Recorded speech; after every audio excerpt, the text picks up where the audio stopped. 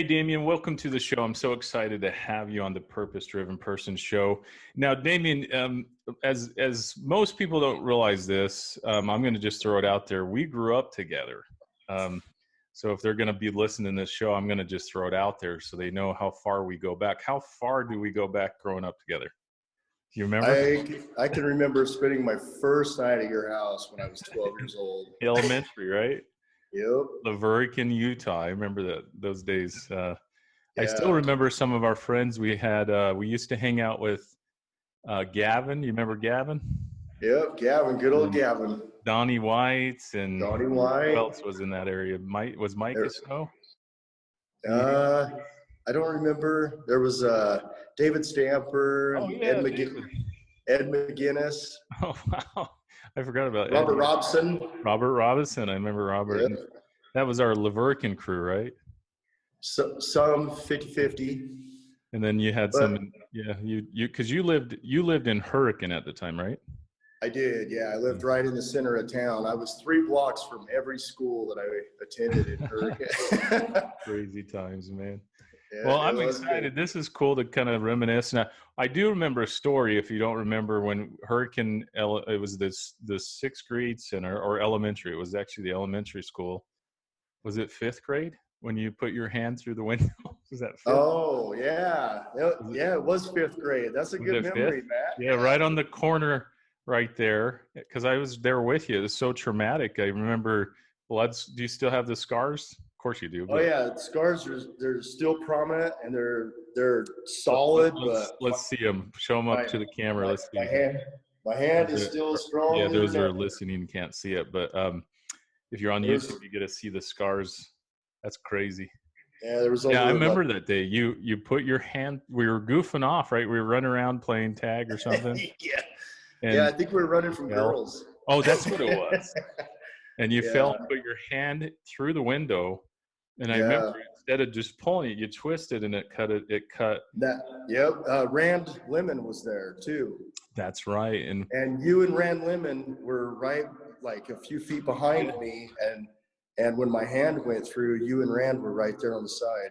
Yeah, we started putting pressure and then it was squirting everywhere and we thought we were in a horror movie or something. It was pretty bad. Well, we're glad it scared the crap out of me. Yeah, I'm glad you're still here. That was scary, but I still remember that playing in 6th grade, and then we had some good times in that elementary school, man. A lot of kids. I had a lot of good times. There was good times. You used to chase all the girls, and I just hang out with them. Oh, I was too shy. Dameien was more outgoing. It was fun times. I'm really glad that we have stayed friends. We still talk and touch base with each other through the years. Yeah, lots happened through the years. I mean, you've now, how many kids do you have now? I got 4. My oldest is 22. My youngest is 13. 22. Okay, that tells us we're old. You're a grandpa now. I can see the gray hair. I'm not a grandpa yet. I only have a 3-year-old. This comes with the work stress too. This could be paint. Who knows? Could be both. Yeah. You're sporting. I have no excuse. It's white in there. Oh, you're holding strong. You look good. Well, the big thing is, I wanted you to come on the show and I wanted to kind of walk through. I'm really impressed. Now, the years, you've always tinkered with cars. You've always been pulling things apart. Because I remember you tear things apart all the time. If it was a radio, if it was something, you were always tearing things apart. Yeah, it'd be a pedal bike or a radio. Whatever it was. I was always constantly. I just grew up around tools, and our dad. Go ahead. Yeah, who influenced you? I think you were going to start saying that. Well, 2 of my older brothers did the same thing, but our dad, he had his own business when we were kids. So we were always working on cars or mini bikes. We grew up with 3-wheelers and dune buggies. So I always loved the mechanics part of it. And I always wanted to learn how things work. So whether I tore it apart and put it back together, sometimes it would upset our mom and she would freak out through the house because there'd be a whole bunch of things tore apart, put in cupboards and shelves that she didn't know about, but I've always loved mechanics. Now, was your dad a mechanic or what was he? he just did more of the structural repair and the auto refinish. The auto body. Yeah, he was one of 2 members that started the Hurricane Rotary Easter car show. Oh, I didn't know that. And I remember going to the first one when I was a kid. There was 8 cars, and he painted 6 out of the 8. So we're learning history of Hurricane, Utah here. Okay. So, yeah, he was one of the first 2 guys that he was in charge that started, or he started the Derby too. Oh, okay. The Derby cars. So yeah, I remember your dad. Yeah. Yeah. Is he still with us, or is he passed on? No, he's still doing the same thing. Yeah. He's still fixing cars? He's helping my other brother, my older brother. He has his own shop as well. Wow. And he takes care of all like the county school buses and the tour buses up in Bryce Canyon and Zions. And he just puts our dad to work, and he just does little tinkering here and there just to keep it busy. Keeps him sane, I think. Yeah, you never retire. Once you retire as guys, exactly. It's time to go. We start deteriorating. We got to keep working. Yep. Yeah. Yep, so he's doing the same thing still. All right. So your dad taught you this cool skill. Did you get the business side from him too? Him being a business owner and. As we grew up, like I said, having his own business in the 90s, he decided to go to Vegas and absorb some of the 90s Las Vegas. It was really, what's the word? The work was really awesome down there, and the money was awesome. So one of my oldest brother took over his business and ran it for a couple years. And I learned some stuff from my two brothers. And it just, between the shops that I've worked at and the different people I've worked at and the classes, I've taken a lot of classes. I have a lot of certified education in a lot of different things. So it's just excelled from there. Now you grew into a passion. What do you enjoy the most in this business? Is it the painting, the body work, or? Honestly, this might sound a little cliche, but the favorite part that I get out of all this is seeing the person's face when they get their product back. So when their car gets fixed, or they have me paint a pedal bike for their son, or I paint a motorcycle for a guy that fought cancer, or things like that. It's more of a passion for me, but I love the face on people when they receive their things back. So this is kind of an artistic skill for you. You, as an artist, when they do a painting, they enjoy sharing their painting. It's the same feeling for you, or?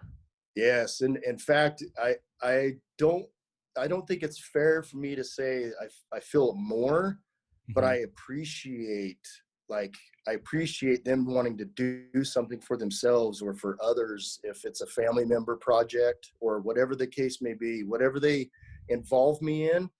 It's double rewarding.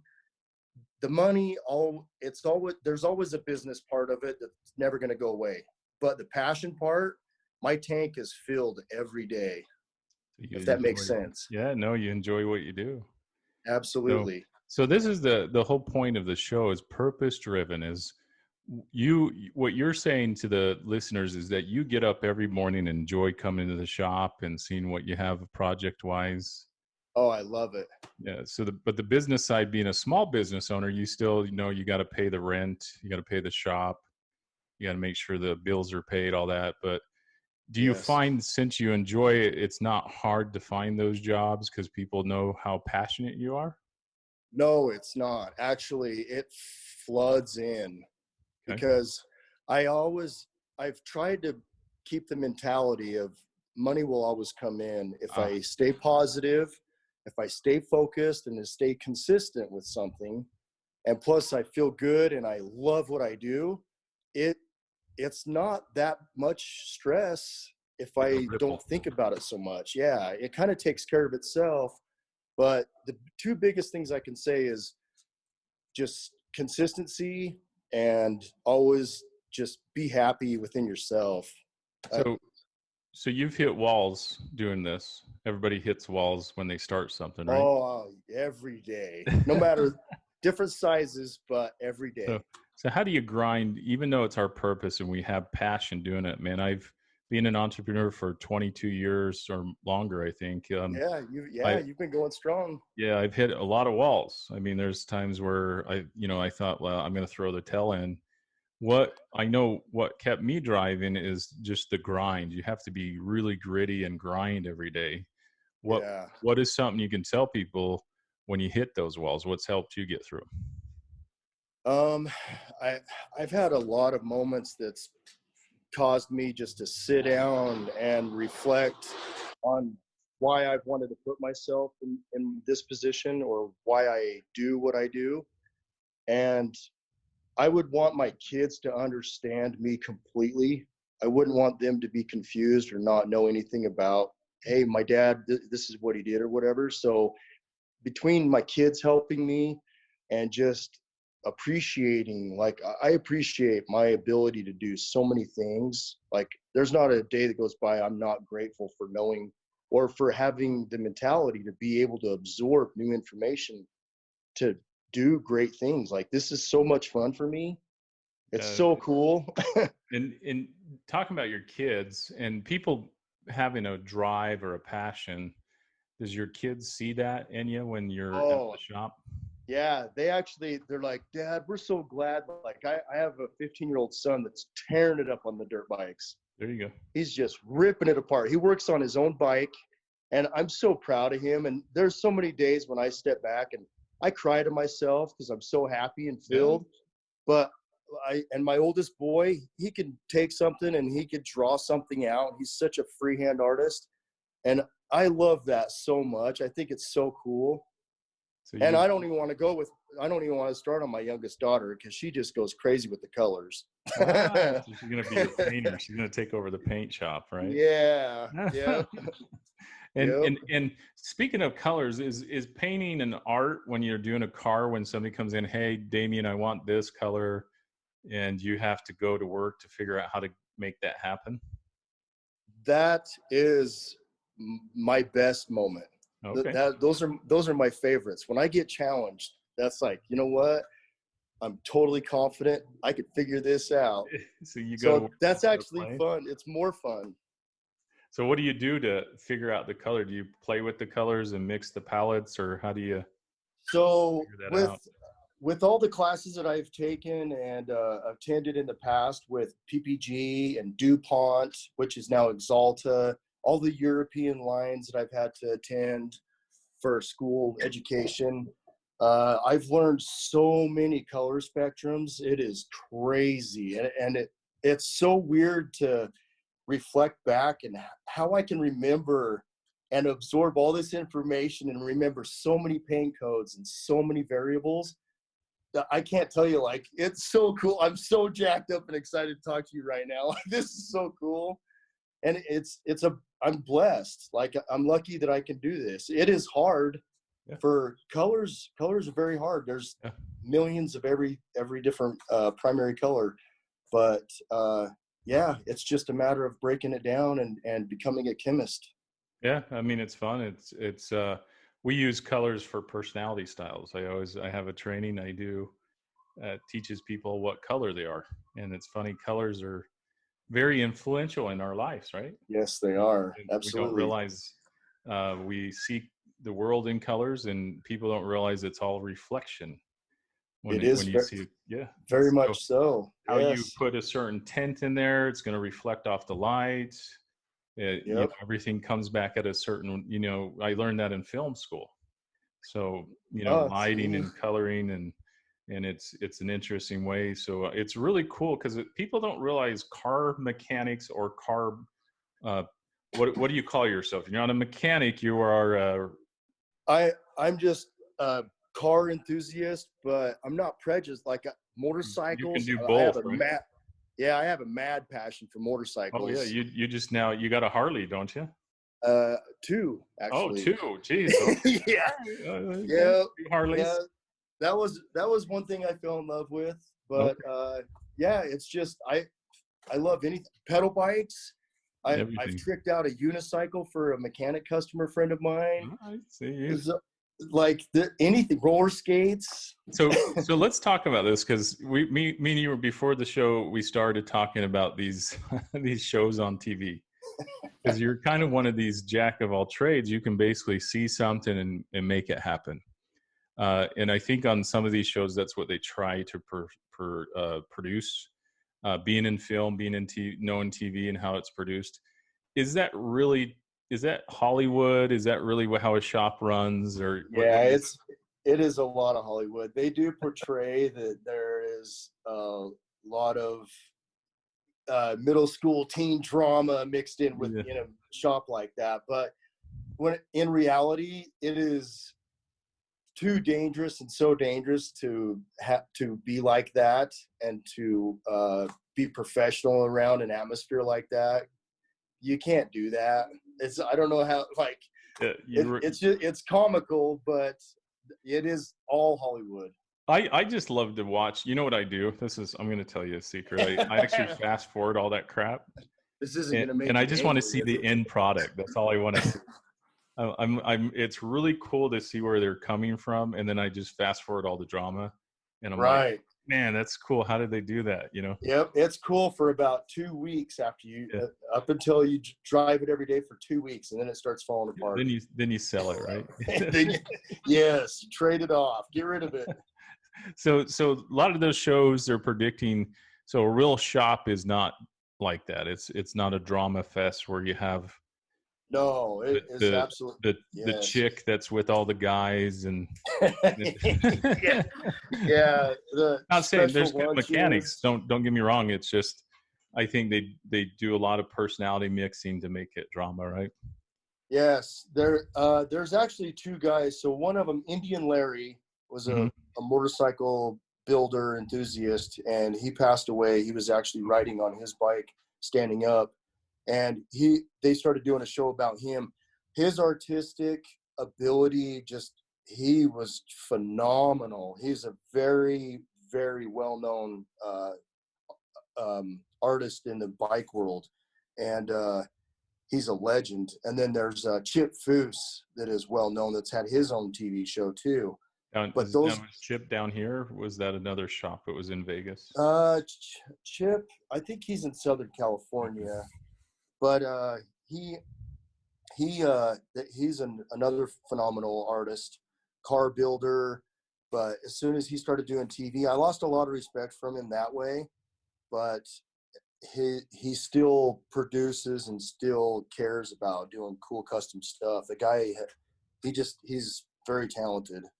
Would you categorize yourself in that group? Is that kind of what you are as a enthusiast, an artist, driven to paint whatever? Different caliber, but I do have the same passions that they share. Because you said earlier you can see something and know how it needs to end up. Yeah, that's so cool. You're being modest. I'm pushing you, Dameien. You're being modest. Well, yeah. My first Harley Davidson was a 96 Ultra Classic, and it's the first year Harley Davidson's fuel injection model for the touring models. And I wrote it stock for a year, and I made a list and designed exactly how I wanted it. And I tore it all the way down to the frame, and I redid it. And I can't tell you how many people stopped me all over the world. There's people from Europe that would fly in and rent Harleys. I'd be at Jacobs Lake, right above Page, and these Europeans would be like, whoa, what's that color? What is that? What model is that? And now Harley Davidson has a color that I actually painted my bike. Yep. Oh. Okay, so now Harley Davidson has the same color bike as mine, but for 5 years, I was the only one that had that color. Because I went to school and I learned some of these new colors coming out, so I had access to it, and most people didn't. And it is actually Harley Davidson is PPG, and PPG gave me the paint, and they paid for my bike to be painted. And just being a 96 old Harley, and I got 157,000 miles on it now, people are still astounded at how cool and how custom.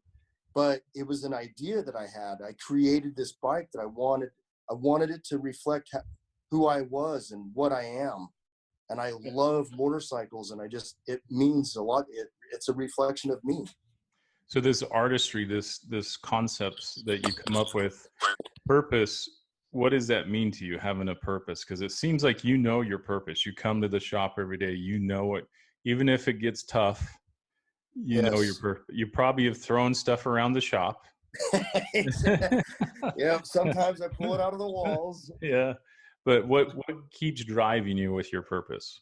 What do you got this So purpose? my drive is, I think, and correct me if I'm wrong, but I've thought about this time and time again, and I have you to appreciate because we've stayed in good touch with each other as far as old friends.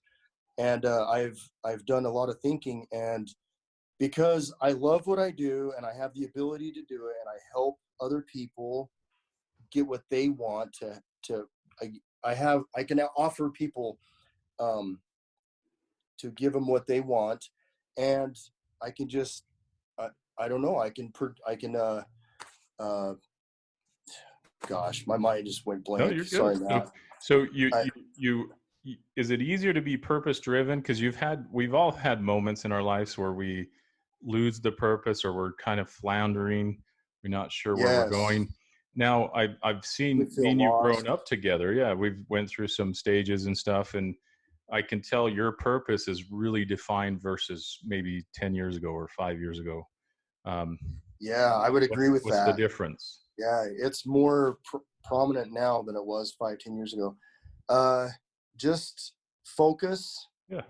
I feel like if I stay focused and I've kept my mind clean of like distractions that don't uh, allow me to grow and allow me to appreciate myself more, and it's just allowed me to concentrate on what makes me feel good, and this makes me feel Yeah. good. So I invest more in myself and what I want. Oh, I love you use the word that Jack Canfield always uses in Chicken Soul for the Soup. Invest into myself, right? I invest into Yeah, myself. So that's that's my right. next question is how important it is for you, because I found over the years, very successful, wealthy people, they invest in themselves in reading. Leaders are readers, right? You ever heard that? So I've heard it. yeah. Yes, I have. So how important is learning for you? Because you said you've really sharpened your skills. You're constantly learning new things. How important is that you to keep building your purpose? It's very important. Not only do I like to be able to carry warranty for what I'm able to produce and what I'm able to do for society and for myself, but I love to stay up with the times and educated on new products, and things are always changing in the world with this kind of stuff. And just I don't want to be left behind. I love learning the new stuff, and just just being a sponge. I feel like I'm five again. I just want to absorb all the information I can. But like you said, from 5 years ago, I appreciate it more now. Mhm. So I find myself being, absorbing in myself. In this journey, like you said 5 years ago, this journey has been interesting because we've kept in contact. You've went from doing siding on homes or businesses to coming back around to Yeah. where you started in this watching your dad fix cars and do all this. Tell us a little about that journey because it's interesting. You were over there and now you're over here back to where you should be or where you. Yeah, I tried to get out of the chemical world, with the auto body and the paint industry, and I got my contractor's license after after I put in the time, and I loved doing that because I was transforming. I was doing a lot of remodels, and I was helping people, take care of their investment with their home, and just the size and everything. And I was excited about that. I still am. If somebody asked me to go put my tool bags on, I'd be like, okay, just give me the address. But it was a big transition, but this is second nature to me. And it's just when the economy crashed and I just had to make a change, and I have another trade to fall back on. And so I started investing my education and my time into this. So this is cool. You just brought up our next section. I just wanted to hit on is the economy. It crashed again. Yeah, It's going to crash. It's in the process of crashing. it is on its Yeah. way. Yeah. So you said when it did crash, you changed your skill set. Yes. And any advice to people what we're going through with pandemic? Because there's a lot of wisdom that comes out of mechanic shops, because you guys are sitting there all day on a car, because life is like fixing a car, right? It's the exact Yeah, same. Yep. something comes in broken and you fix it and send it back out, right? Yeah. We were talking about this because you can find the most crappiest car in the junkyard and turn it into beautiful. That you have that Yep. ability, right? Those are my favorites. Yeah. So The worse they are, the better they turn out. Damien, I could never even start. Like, I would pull a piece of junk out and I'd be like, okay, man, this is a lot of work, because I don't know anything about bonding. I don't know anything about engines. I don't know anything about how much rust can you not have there, Um, so huge thing. So the economy is no different. It crashes. So what would you tell people on reinventing themselves? Because it's going to come back up. But you might, like, you ever heard of the book Who Moved My Cheese? You ever heard that book? What is it again? It's called Who Moved My Cheese? The cheese got moved. Oh, And now we got to yeah. go That's kind find of another the pair same. of cheese, right? It's a good book. Yes. I tell you, go read it. But that's what you just referenced to. You said economy crashed, so I went back to something I knew. How's it going with the economy the way it Yep. is? Are you still working? I won't lie. I'm actually busier now than I've been in the last 6 months. Weird. So Yeah, it is very weird. And like I said, I'm very lucky and blessed, and I'm grateful. It is very weird. so And I'm not letting it get to my head. I'm still staying humble and investing in myself. I'm not perfect. overspending. I'm staying like safe. I'm just staying focused on what I need to do the next day.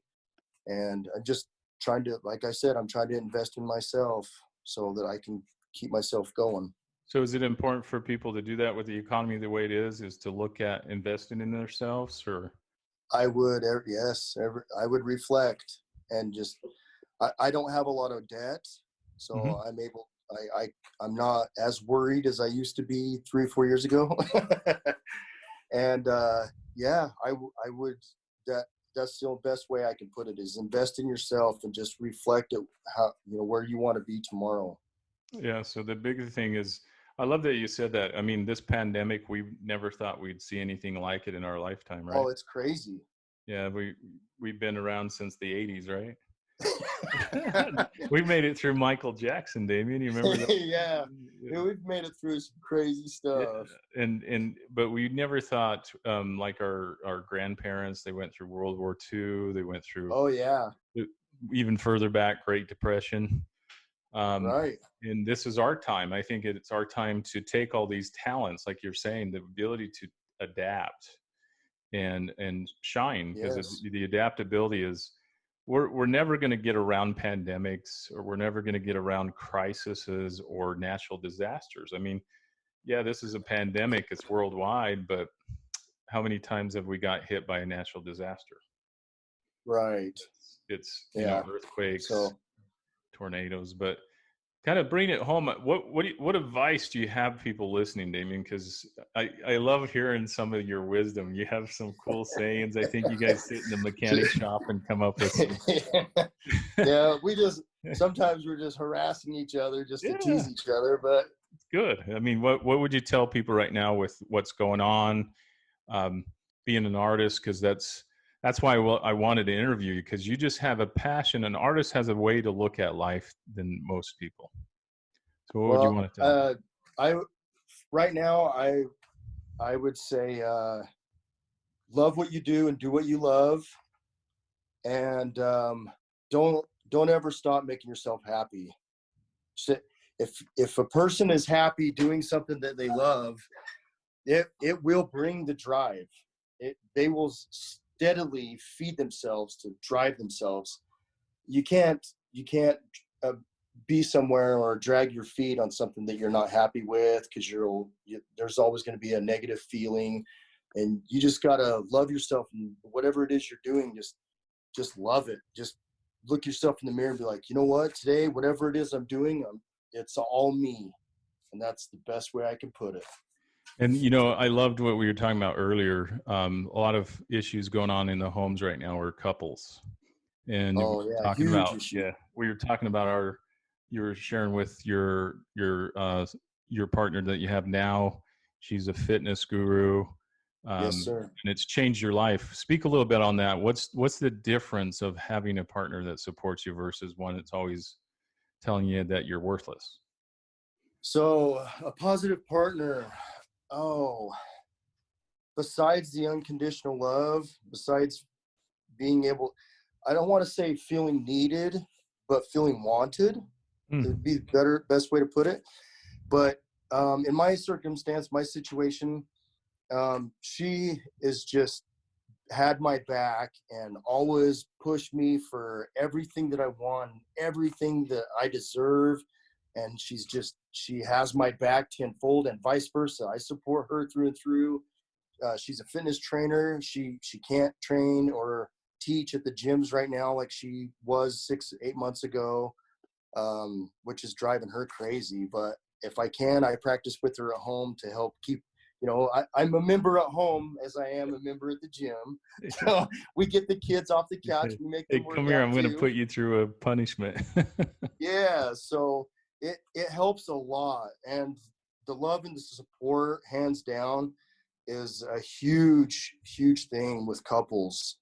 And I'm very blessed and lucky to have that as well. And it matters a lot. In your home, do you feel you're more the emotional one that likes to talk about his feelings, or is she more? Which one? Yeah, I'm kind of the softie. She Ah, tries to hold back, but I get her to open up. I'm the can yeah. opener. And the reason I pick on you is because me and you are similar. Yes. Yeah, I always say when I'm doing trainings with couples, I say I'm the female in the relationship. My wife is the male. yeah, I've had Anyway, to swallow. Yep, I've had to. My title has been that a couple times too. the reason I bring this up, it's a big issue right now. I've been dealing with a lot of people on support groups. They're really struggling. And me and you being artists, because coming from the mechanic shop, being an artist, seeing how things do, one of the things being an artist, there's a lot of emotions there. We have a lot of anxiety. We're always, because we feel, Yeah, we're fillers. we do have a lot of Yeah. anxiety. And we're fillers. That's what makes us that's what makes us artists. Did I lose you? Oh, I'm back. Sorry. Okay, no worries. One, two, three. That's what makes us artists, because we feel our way through things, right? Would you agree? Or Yeah, I would agree 100%. We're very passionate. So we're mm-hmm. very in tune with our feelings. We're very in tune with just how things are and people around us. We can read people very well. There you go. So like we like to feel like everything is secure and everything is whole and when something is out of place, we can feel it. And it really drives us nuts. It does drive us nuts. Yeah, We are our worst critics sometimes. and we want to talk you through it, and hey, look, we got to talk this through until we're good, Yeah, and let's move and on. yeah, so it's really cool. And the thing I appreciate about you, you're so open about talking about your emotions, where a lot of men, we don't talk about it. We shut down.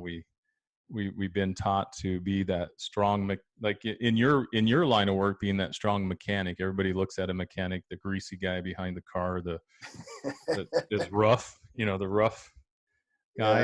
Yeah, But I think what's cool about your line of work and what you've done over the years, Dameien, is you actually are, people don't realize the artistry that goes into what you do. They don't realize it's just not turning a wrench. yeah, there's a lot.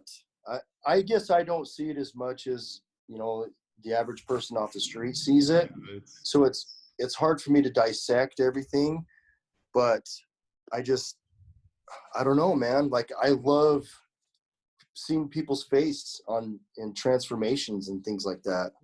and the craziest thing is, I want to just give you a compliment, and your kids will probably jump on this, is you've took that same mentality with your work into being a dad. I I don't, try yeah, to be the I, same. Yep. and that's the purpose driven I'm going for, is purpose driven in every area of your life. and you radiate that person. I don't care how much is in the bank. And if a very wealthy person's listening to this, I don't care what number of money you have in the bank. This is priceless. Yes. To be able to have a relationship you explained that you have with your kids. Yeah. Because you take that same passion that you have in the mechanic shop and you put it into your kids. And you really, a lot of people don't realize that. That's something you can't train or teach. It's right. just, it's grateful. I know your parents. I grew up around them in their home, and they're good people. They really my crazy taught you. Mom. She pushed you. She I did. remember she is like, my wife is similar in nature with like your mom. She pushed you. She made sure you had your homework done. Yep. She was your discipliner.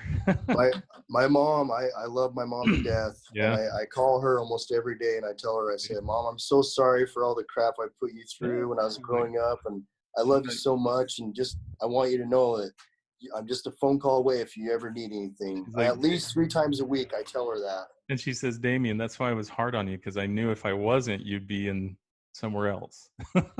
Oh, she actually, it's weird. It's really weird, Matt. She doesn't even reminisce in the past.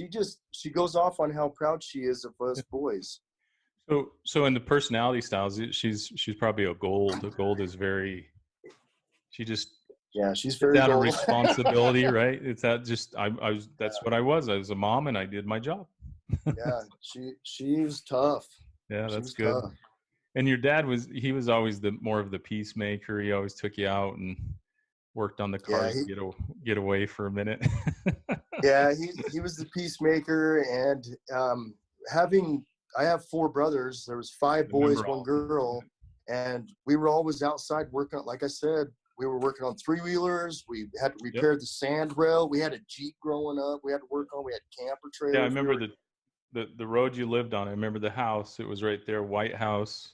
Yeah. You walk in and it's right on the corner, almost on the street there on the main. Well, I don't know if it was Main Street, but it was right off there. And you walk into the yard. There was cars everywhere getting worked on. And yeah, I remember. Yeah, we actually, there was a Mexican guy that came to visit some family members, like when we were kids, and he came by and my little brother, he knocked on the door, and my little brother answered, and he wanted to know if it was the neighborhood impound. This is before you had to have a fence. And we're like, no, these are all our cars. Yeah, you had the Beatties across the road, right? Yep. And then what was the ones that did towing? They were up Winter Towing, right around the corner. Yeah, and then you had I can't remember who was next door. There was some people we used to run with. It was right up on the corner there. The 2 twins. Alan Evans. Remember Alan Evans? I remember them. Yeah. Yeah. Crazy. That's man. Funny. Yeah. I know, it's awesome. It's changed when we go visit now. It's a whole different town now. So. Yeah, But it's amazing.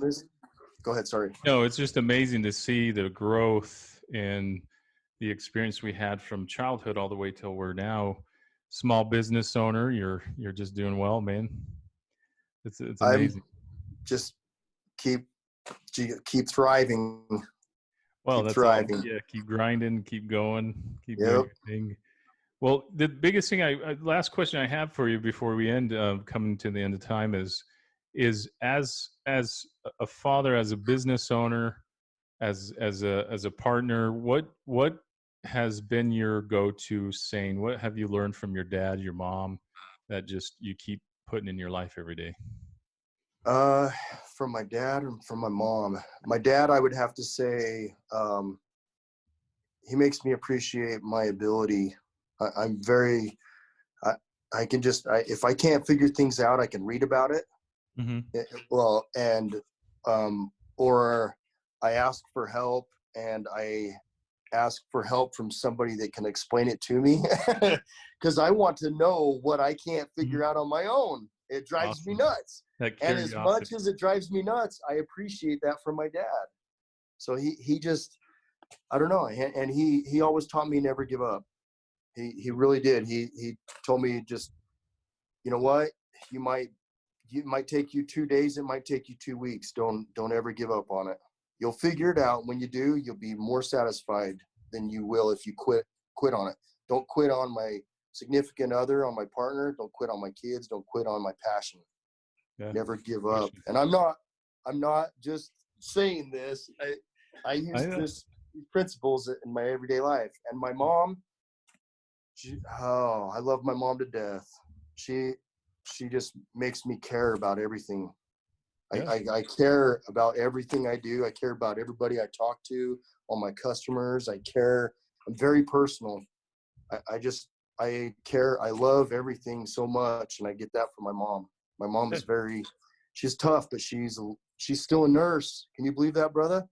She's still working. She's on the front lines. Nice. Yes. Like 38 years. She's still going every day. Oh, she was hard worker. That's what I remember. 4'10" and the toughest woman I know. She put you in your place. She helped you with all you boys. Yep. So those are the two things that my parents gave me. Well, I'm just excited, man. And biggest thing I hope the listeners are hearing is your purpose, your drive. Dameien, you radiate this purpose-driven person. It's in your life, it's in your house, it's everywhere. And I just appreciate you continue to do what you do. And how can they get a hold of you? If they want to reach out, do you have people come to your body shop that's not in town that have you do work? So I actually have done work on cars in 12 states. There you go. And I haven't even met the people. They've either been transported or they've been transported either by a transportation company or by family members. So tell us how they can get a hold of you if they want to talk to you about shop. My phone number is 435-236-9207. My email is my name, Dameien, Damein, HD, Harley Davidson, @yahoo.com. And what's your company's name? And my shop's name is D's Completes, and it's located here in St. George. And the address here is 630 North, 3050 East, Suite D1 and D4. You have a website or? Not yet. I'm in process of. It's just a matter of time. But when I do, it's going to be hot. That's awesome. Well, to come to the end of the show, I really want to just encourage people. If you're thinking about fixing up a car, if you're thinking about somebody to take your car from your conception that you've always had, Dameien's your guy, because he's going to really take it from. And the cool thing about Dameien, and this is what I want people to understand, he's going to listen what you want. He's not going to come in and do his thing. He's going to hear you. He's from all the tools, just being that purpose driven. He's going to use all those great skills he's got over the years, and you're going to be happy in what you see at the end of it. So reach out to me, message us on the show if you have any questions for Dameien, because he is the man when it comes to painting. He can tell you what you need to do. If you're another mechanic and you need some consulting, just call him, get his phone number, call him. He consults. You'll for a price, of course, you've got to pay him for his time. But he'll spend some time on the phone with you and teach you what he knows. Dameien, thanks for being on the show. I hope you'll come back again. Hey, and we talk shop. Talks. Yeah, we're gonna make this a regular talk shop with Dameien Isom. Hey, this is cool. I'm digging this, and I just want to tell you, Matt, how much I appreciate you as not just my friend, but you've been a good mentor for me over the years, and I appreciate our friendship. You've been nothing but great positive for me, and I'm just excited for you for the opportunity and everything that you offer all your clientele as well. Thank you, Dameien. And we're going to be back on. I'm going to have you come back, and we might just keep a routine talk shop. What's new in the shop? I'm cool with that. I'm so happy about it. All right. Thanks. Take care, man. Never give up. See you, Matt.